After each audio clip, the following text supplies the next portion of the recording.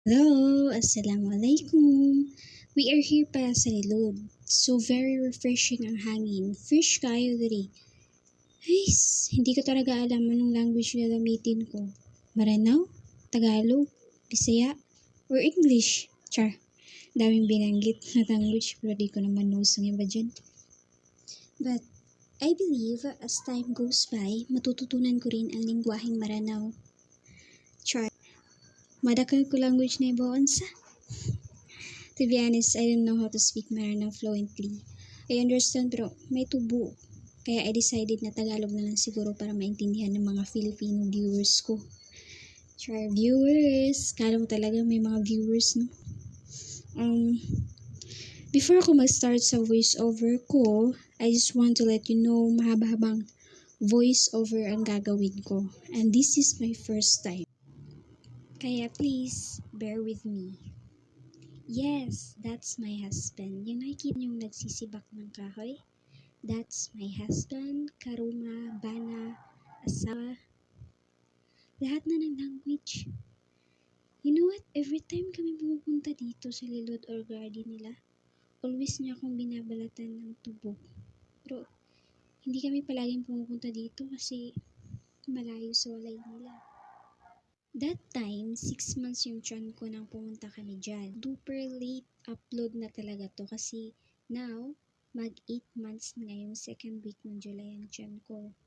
By the way, I am pregnant to our first baby at the age of 23. I know, 24. I mean 24 years old. At mag 25 na ako this year. And this coming August, lalabas na si baby. Kung itatanong nyo anong feeling ko ngayon, nai-excite ako na kinakabahan. Yan yung pakiramdam ko sa totoo lang. Pero nangingibabaw sa akin yung kaba kasi first time ko. Sabi nga nila, pag kinakabahan daw, mas lalong nahihirapan.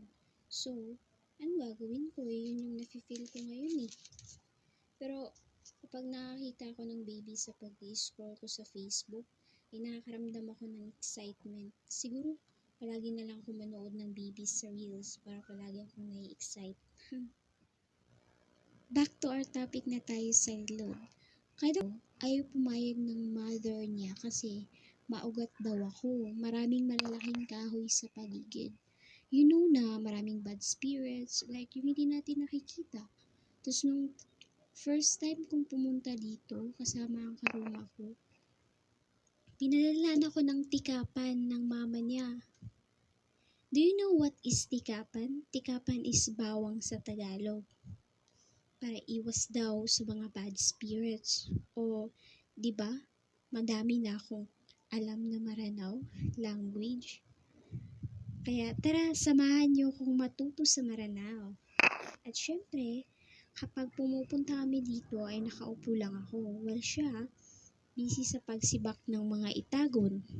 At kung itatanong nyo kung bakit ako sumama, kasi gusto kong ma-exercise ang katawan ko habang maliit pa yung tiyan ko nung time na yan.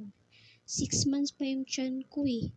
Kapag malaki na yung tiyan ko, baka mahirapan ako maglakad ng malayo. As in, sobrang layo mula sa bahay papunta dito sa Lilod. Kasi naman, kanina, kain lang ako ng kain. Lalo na ngayong waluulan na yung palagi akong nagugutom. Pero sabi nga nila, kapag kain ka ng kain, lalaki yung baby. Ako lang din yung mahihirapan, pero hindi ko talaga mapigilang magutom. Kaya makain ako ng paunti-unti. Nung mga oras na yan, napaupo na talaga ako habang siya nagbabalat ng niyog kasi natatain na ako. Tapos sabi niya, uwi na daw ako. Kaya ayaw niya akong isama kasi puro daw ako problema. Sabi ko, natatai lang, problema na. Dadalhin kasi na yan pag uwi. After that, kukuha kami ng badak o langka. May lino na kami pag uwi. Pero bago kami umuwi, binalat badak at hinihiwa-hiwa ng maliliit. That's all for today. My simple life here but memorable. See you next time to my videos uploaded. Bye bye.